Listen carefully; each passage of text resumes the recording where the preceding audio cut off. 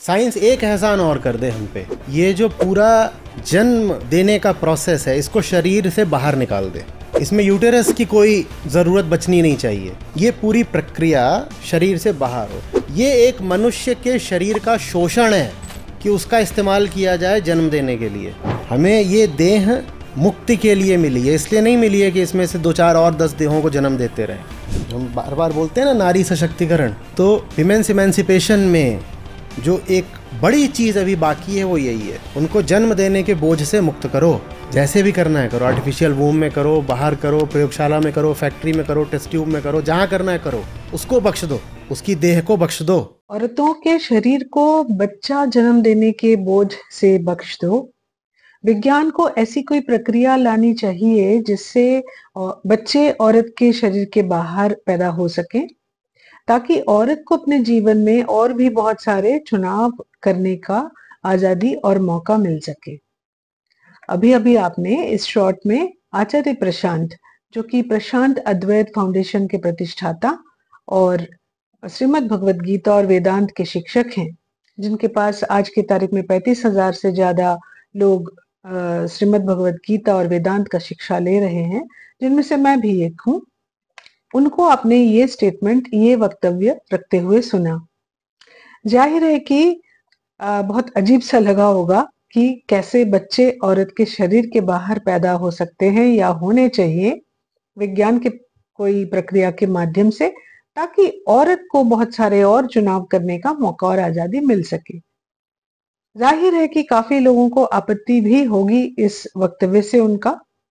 इस आग्रहवश मैंने उनके कमेंट्स पढ़ के देखे, तो मैंने पाया कि बहुत सारे लोग हालांकि उनके साथ सहमत हो रहे हैं और काफी सारे लोगों ने अपना आभार भी व्यक्त किया है, जिनमें महिलाएं भी हैं, कि उन्होंने कितने सहमर्मिता के साथ सिर्फ महिलाओं के लिए नहीं, सारे समाज के लिए सोचकर ये वक्तव्य रखा है।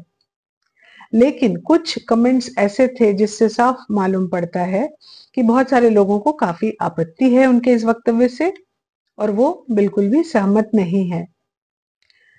तो मैं एक औरत होने के नाते और 2 बच्चों की मां होने के नाते मुझे एक जरूरत सा महसूस हुआ कि इस विषय पर मैं अपना वक्तव्य या व्यूज आपके साथ शेयर करूं।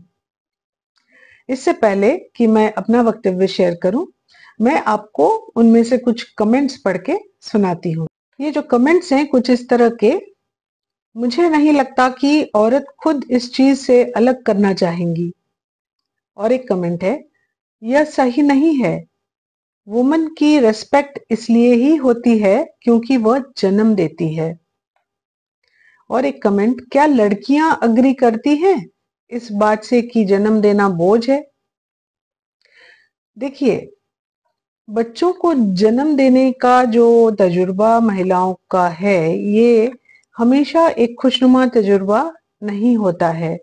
ये एक काफी जोखिम भरा एक्सपीरियंस या अनुभव होता है, क्योंकि बच्चे जन्म देने के समय, डिलीवरी और प्रेगनेंसी, ये दोनों टाइम पे काफी महिलाओं को काफी सारे लॉन्ग टर्म हेल्थ इश्यूज का सामना करना पड़ता है। मुझे भी अपने दोनों बच्चों के डिलीवरी के समय पर कुछ इस तरह के हेल्थ इश्यूज का सामना करना पड़ा था, जैसे कि हाइपरटेंशन, पोस्टपार्टम ब्लीडिंग, जिसमें कि जान का भी खतरा हो जाता है। तो मैं अच्छी तरह समझ सकती हूँ कि औरतों के लिए ये हमेशा ही एक रिस्क और जोखिम भरा अनुभव रहता है। कुछ अंतर्जातिक संस्थाएं जैसे WHO, वर्ल्ड हेल्थ ऑर्गेनाइजेशन या फिर यूनिसेफ, इनके कुछ शोध में पाया गया है कि अभी भी सालाना कुछ 4 करोड़ औरतें बच्चों को जन्म देने के वक्त, प्रेगनेंसी और डिलीवरी के दौरान इस तरह के लॉन्ग टर्म हेल्थ इश्यूज, जो कि डिलीवरी के बाद भी, बच्चों का प्रसव हो जाने के बाद भी रह जाता है, इस तरह के हेल्थ इश्यूज, स्वास्थ्य संबंध कुछ प्रॉब्लम्स, कुछ समस्याएं उनको हो जाते हैं। कुछ ऐसे देश हैं जैसे कि सब सहारन कुछ कंट्रीज हैं, साउथ एशियन कंट्रीज, जिसमें कि हमारा भारत भी है, वहां पे अभी भी बच्चों का जन्म और डिलीवरी के समय पर, प्रेगनेंसी और डिलीवरी के समय पर मृत्यु का जो डेथ का जो रेट है, मृत्यु हार, वो भी औरतों का काफी ज्यादा है। आपको एक हाल का आंकड़ा शेयर करती हूँ। 25,220 औरतों का मौत हुआ है बच्चों का डिलीवरी करते वक्त भारत में। इसके अलावा देखिए, हमारे देश में एक समाज का बहुत बड़ा वर्ग जो है, बहुत ही गरीब और पिछड़े हुए से है। वहां पे जो लड़कियां हैं, उनकी शादी अभी भी उनके माँ बाप 13 से 14 के बीच करा देते हैं और 15 से 19 के बीच उनके बच्चे हो जाने लगते हैं। ऐसे में उनके शरीर इतना मजबूत नहीं होता है, इतना स्वस्थ नहीं होता है, क्योंकि आमतौर पर ये लड़कियां बहुत ही कुपोषण के शिकार होते हैं, यानी कि मैल नरिश्ड होते हैं, कि वो अच्छे से स्वस्थ बच्चों को जन्म दे सकें। ऊपर से इनके पास इतने संसाधन नहीं होते हैं कि ये अच्छे अस्पताल में प्रेगनेंसी और डिलीवरी के लिए अच्छे से सुविधाएं उपलब्ध कर पाए। इनके कई बार अपने पति के साथ, अपने ससुराल वालों के साथ संपर्क, रिलेशनशिप इतना सुखद नहीं होता है। इनके घर वाले इतने सपोर्टिव नहीं होते हैं कि ये प्रेग्नेंट होना भी चाहे, तो भी इन्हें कई बार परिवार और समाज के दबाव से अपने इच्छा के विरुद्ध जाकर प्रेग्नेंट होना पड़ता है और बच्चों को जन्म देना पड़ता है। कई बार तो इनके पास इतने संसाधन नहीं होते हैं कि वो बच्चों को अच्छे से पाल पोस कर बड़े कर सके। फिर भी बावजूद इतने सारे तकलीफ और समस्याओं के कई बार औरतों को प्रेग्नेंट होना पड़ता है, बच्चों का जन्म देना पड़ता है। इसलिए इसलिए और बहुत सारे ऐसे कारण हैं जिसके कारण औरतों का प्रेगनेंसी और बच्चों का डिलीवरी, यानी कि मातृत्व का जो अनुभव है और जो मदरहुड का जो एक्सपीरियंस है, वो हमेशा, हर वक्त, हर जगह, हर औरत के लिए सुखद अनुभव नहीं होता है, एक हैप्पी एक्सपीरियंस नहीं होता है। यहाँ तक कि उच्च वर्गीय समाज से जो महिलाएं हैं, जो पढ़े लिखे हैं या कई बार कामकाजी हैं, प्रोफेशनल्स हैं, वर्किंग हैं, करियर ओरिएंटेड है, उनको भी कई बार अपने प्रेगनेंसी और डिलीवरी के कारण, बच्चों को जन्म देने के कारण कई बार अपने प्रायोरिटीज चेंज करने पड़ते हैं। कई बार उन्हें अपना पढ़ाई लिखाई या काम, जो भी वो प्रोफेशन में है, वो अपना जॉब छोड़ना पड़ता है, चाहे इच्छा से हो या अपने इच्छा के विरुद्ध हो, उनको ऐसा करना पड़ता है। कई बार अपने चुनाव बदलने पड़ते हैं बच्चों का देखभाल करने के लिए, उनको बड़ा करने के लिए। और कई बार जब ऐसे औरतों के बच्चे बड़े होने के बाद चले जाते हैं, उनका घर खाली करके, सूना करके, जिसको एम्प्टी नेस्ट बोलते हैं, एम्प्टी नेस्ट सिंड्रोम इनको हो जाता है, तब उनको लगता है कि उन्होंने अपने लिए ऐसा कुछ लक्ष्य या ऐसा कुछ तैयार नहीं किया बच्चों को बड़े करते करते, कि अब उनके जीवन में जो खाली समय आया तो वो खुद के लिए कुछ कर सके। और कई बार इस कारण उन्हें अफसोस भी होता है, वो रिग्रेट भी करते हैं कि उन्होंने समय रहते अपने चुनाव बदल दिए थे बच्चों को पालने पोसने के लिए या बच्चों के जन्म होने के कारण से। लेकिन हम इन सारे बातों को अनदेखा करना चाहते हैं। हम ये मानना पसंद करते हैं कि नहीं, मातृत्व तो हमेशा हर औरत के लिए ही, हर हालत में ही एक बहुत ही सुखद, बहुत ही स्वर्गीय सा अनुभव होता है। तो देखिए, बच्चा होना एक बहुत ही नेचुरल प्रोसेस है, एक प्रकृति का प्रक्रिया मात्र है, साधारण सा आम सा प्रक्रिया है जो सारे जीवों में हो ही रहा है। हर वक्त प्रकृति में हर जीव हर वक्त प्रजनन कर रहा है, उनके बच्चे पैदा हो रहे हैं। इंसान का भी इसी तरह बच्चे पैदा होते हैं। लेकिन हम मनुष्य इस चीज को बहुत ही महिमा मंडित कर दिया है, बहुत ही इसको लेके हम बहुत गर्व सब महसूस करते हैं और बहुत शोर शराबा, बहुत उत्सव मनाते हैं, हम बहुत सेलिब्रेशन करते हैं कि हम प्रेग्नेंट हुए हैं और हमें बच्चे हो रहे हैं।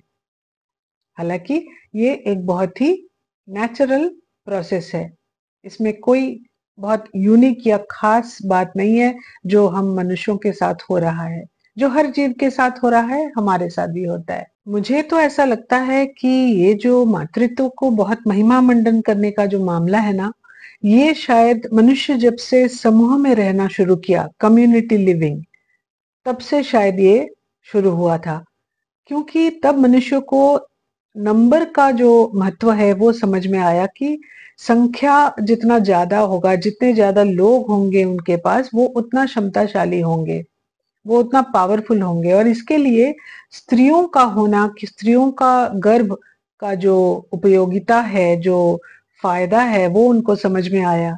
और वो स्त्रियों को शायद तब से अपने कंट्रोल में भी रखना शुरू किए, क्योंकि स्त्री उनके लिए एक संपत्ति बन गई, एक बहुत ही उपयोगी चीज, एक सामान बन गई है। क्योंकि स्त्री उनको बच्चा जन्म देकर, बच्चों को जन्म देकर स्त्री उनको नंबर बढ़ाने में मदद करेंगी। तो स्त्री उनके लिए एक संपत्ति, एक एसेट बन गई। जैसे कि लैंड, क्योंकि वो कृषि भी करना शुरू किए थे, तो लैंड, कैटल यानी कि पशु, और दास, तो ये चार चीज, स्त्री, कैटल, लैंड एंड पशु, दास, स्लेव्स, ये सारे लेकर वो समूह बनाना शुरू किए। और समूह का शान वान ठान सब इस पे निर्भर करता था। तो तब से शायद उन्होंने स्त्रियों के दिमाग में भी बहुत अच्छी तरह से ये बात डाल दिया कि बच्चों को जन्म देना, मातृत्व ही तुम्हारा जीवन का सबसे बड़ा लक्ष्य है, और इसी में तुम्हारा नारी जन्म का, तुम्हारा स्त्री जीवन का सारा यथार्थता है, इसी में सारा सार्थकता है। आगे जाके यही शायद समाज का जो पितृतांत्रिक जो पेट्रियार्कल सिस्टम है, व्यवस्था है, उसका एक बहुत बड़ा अहम बात बन गई कि स्त्रियों का मातृत्व एक बहुत ही गर्व का और बहुत ही महिमा मंडित एक अनुभव है। और बच्चों का जन्म लेना, बच्चा पैदा होना एक बहुत ही खुशी का कारण है, या उत्सव मनाने का अवसर है। शायद इसीलिए जिन महिलाओं को बच्चा नहीं होता है उनको समाज बड़ा नीचा नजर से देखता है, उनके मन में भी एक बहुत हीन भावना सा आता है, बहुत इंफीरियोरिटी कॉम्प्लेक्स होता है ऐसे महिलाओं के मन में जिनके बच्चे नहीं है। या फिर ऐसे दंपति जो अगर अपने इच्छानुसार भी बच्चा नहीं पैदा करने का निर्णय लेते हैं, तो उनको भी कई बार समाज का आलोचना का शिकार होना पड़ता है। समाज बड़ा क्रिटिसाइज करता है उनका, और ऐसे लोगों को फिर एक इंफीरियोरिटी कॉम्प्लेक्स सा हो जाता है कि उनके पास बच्चे नहीं है, वो बच्चा पैदा नहीं कर सके या नहीं करना चाहते हैं, और इस वजह से उनको इस ऐसे सब हैरेसमेंट का सामना करना पड़ता है। आजकल औरतें जो अपना बेबी बम्प का फोटोशूट करके सोशल मीडिया में पोस्ट करती हैं, कहीं ये इसी पेट्रियार्कल कंडीशनिंग के कारण तो नहीं? किसी, I have done it, I have become pregnant and I am going to deliver a baby. समाज यही चाहता है ना मुझसे, तो देखो मैंने वो किया है। तो एक तरह का वैलिडेशन चाहती है क्या औरतें, एक तरह का वाहवाही?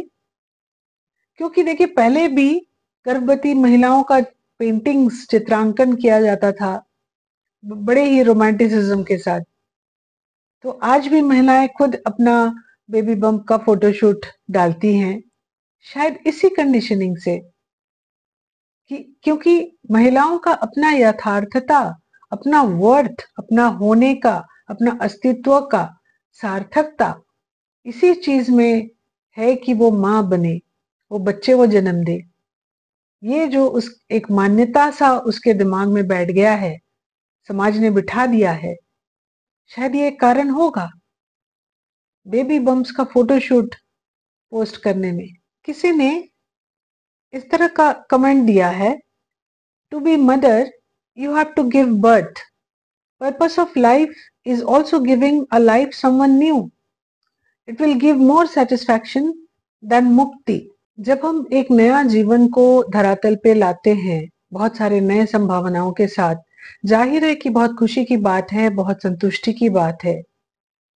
लेकिन क्या ये सिर्फ एक तरफा है? एक तरफा देने की बात है? क्या हम कुछ लेते नहीं उसके बदले? शायद हम लेते ज्यादा हैं, देने के जगह नई जीवन, नया संभावना।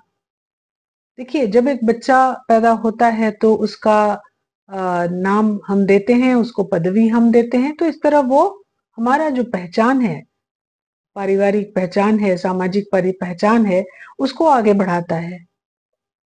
फिर एक बच्चा हमारा जो धर्म है, मजहब है, जो हमारा फेथ है, उसको भी आगे बढ़ाता है उसमें जुड़कर।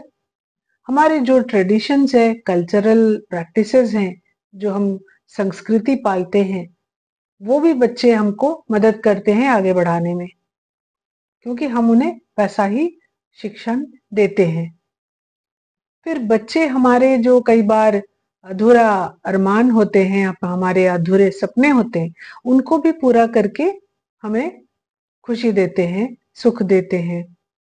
बच्चे हमारे पारिवारिक व्यवसाय में योगदान करते हैं कई बार इस उद्देश्य से भी हम बच्चे चाहते हैं, क्योंकि हमारे पास बहुत बड़ा बिजनेस है, बहुत बड़ा कोई पॉलिटिकल करियर है, और हम चाहते हैं कि वो खत्म ना हो और हमारे बच्चे उनको और भी आगे बढ़ाते ले जाए।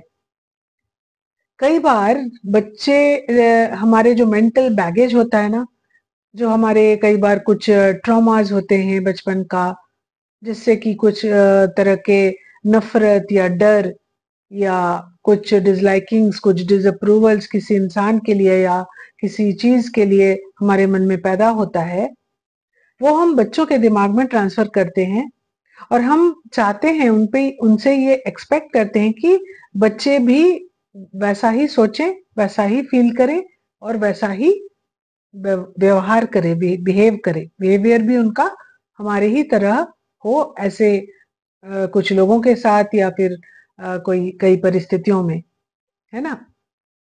कई बार जो बच्चे अपने जीवन में हासिल करते हैं, जो उनका सफलता वो पाते हैं, चाहे वो कोई डिग्री उन्होंने लिया है कोई फॉरेन यूनिवर्सिटी से या कोई नामी यूनिवर्सिटी से, या फिर कोई बड़े कंपनी में जॉब मिला है उनको, या फिर हम बड़े धूमधाम से उनकी शादी करा रहे हैं, जहाँ पे दुल्हा या दुल्हन हमें मंजूर है, पसंद है, और तो ऐसे में हम बहुत गर्व महसूस करते हैं, बहुत प्राइड होता है हमें, और खुशियां बांटने के नाम पे वो भी हम आजकल सोशल मीडिया में ये सारी बातें बच्चों को लेकर हम शेयर करते हैं। तो इसमें सिर्फ और सिर्फ प्राइड है, गर्व है, माँ बाप होने के नाते सिर्फ माँ बाप होने का प्यार है, या कहीं ना कहीं बच्चे इस तरह हमारा ईगो भी बूस्ट करते हैं? सोचने लायक बात है, नहीं? फिर चलिए, बच्चे तो बुढ़ापे में हमें देखेंगे, ये भी एक सामाजिक व्यवस्था ही है। तो बहुत सारे हमारे एजेंडा होता है और सारा कुछ रेडीमेड होता है, पहले से तय होता है। बच्चे को हम बहुत कम ही कुछ आजादी से चुनने का मौका देते हैं। हम उन्हें पहले से तय किया हुआ रास्ते में ही चलाते हैं, और चाहते हैं हमारे तरफ से हमने जो उद्देश्य तय किया है उनके लिए, उनके जीवन के लिए, वो उसी को फॉलो करें। तो कहाँ हम उन्हें कुछ आजादी देते हैं नया जीवन के नाम पर, नए संभावनाओं के नाम पर? कहाँ देते हैं? एक और कमेंट आया है, प्रकृति को प्रकृति पे छोड़ दो। किसी और ने कहा, क्या ये प्रकृति के साथ खिलवाड़ नहीं है? देखिए, प्रकृति को तो हमने प्रकृति पे कभी छोड़ा नहीं है। छोड़ा है क्या? इसका अंजाम तो हमें दिख ही रहा है, क्लाइमेट चेंज के नाम पर। और प्रकृति को अगर हम प्रकृति पे छोड़ देंगे तो हमारा गुजारा कैसे होगा? क्योंकि हम जो इतने बच्चे पैदा करेंगे या करे हैं, हमारे जीने के लिए जितने भी संसाधन चाहिए वो तो हमें प्रकृति से ही मिलेंगे। हमारे रहने के लिए घर-बार, रास्ता, एयरपोर्ट, मंदिर, मस्जिद, हमारे स्कूल, कॉलेज, हमारे सारी चीजों को, इन सारी चीजों के लिए हमें जगह चाहिए, तो हम जंगल काटेंगे। यानी कि प्रकृति से छेड़खानी करेंगे और प्रकृति से जितने भी संसाधन है वो लेते रहेंगे। ऐसा किए बिना तो हम नहीं जी सकते। तो हम प्रकृति को प्रकृति पे छोड़ नहीं सकते। और प्रकृति को अगर हमने छोड़ दिया होता ना, तो हमारे बच्चे भी उस हिसाब से होते जैसा प्रकृति चाहता है। वो तो हमने नहीं होने दिया। हम तो बच्चे अपने हिसाब से, अपने मर्जी के अनुसार जितने चाहिए उतने करना हम सीख गए। फिर चूंकि हम बुद्धिमान जीव हैं, हम सोच सकते हैं, हम शोध कर सकते हैं, हम चीजें बना सकते हैं प्रकृति को ऑब्जर्व करके, देखकर। तो हमने जेनेटिक इंजीनियरिंग जैसी चीज कर रहे हैं। हम बायोटेक्नोलॉजी कर रहे हैं। हम आईवीएफ करते हैं, जिससे कि बच्चा शरीर के बाहर कंसीव किया जाता है। फिर हम सरोगेसी करते हैं, जिसमें किसी और के गर्भ में हम अपना बच्चा रख कर पैदा करवाते हैं। तो ये सारी चीज तो प्रकृति के साथ खिलवाड़ हुआ ना, कहाँ छोड़े हैं हम। प्रकृति को हम प्रकृति पे कभी नहीं छोड़े और ना ही छोड़ सकेंगे। एक आखिरी कमेंट आपके साथ शेयर करूंगी, जिसमें किसी ने कहा कि साइंस भगवान नहीं बन सकती। सही बात है, साइंस भगवान नहीं बन सकती, क्योंकि भगवान ही तो साइंस है।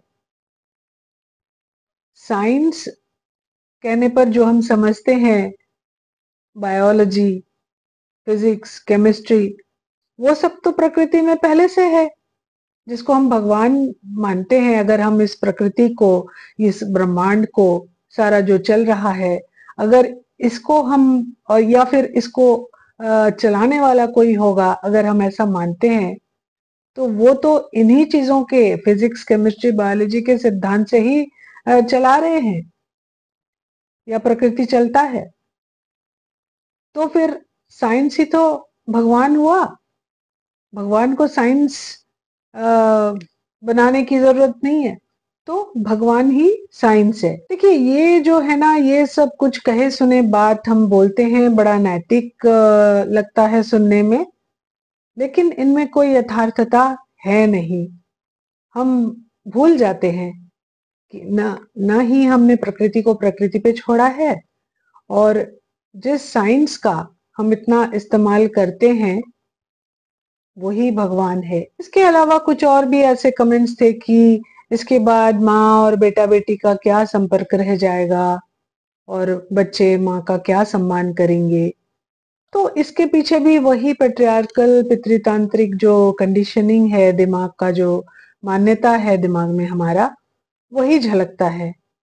जैसे कि माँ का तो, एक नारी का या एक स्त्री का माँ होने के अलावा उनका और कोई फैकल्टी है नहीं, जिसके कारण बच्चे उनका रेस्पेक्ट कर सकते हैं, उनको श्रद्धा कर सकते हैं।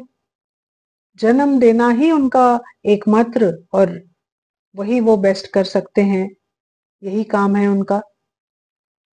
और भी तो बहुत कुछ है जो एक स्त्री कर सकती है, और बच्चों को उनका सम्मान करना चाहिए उसके लिए।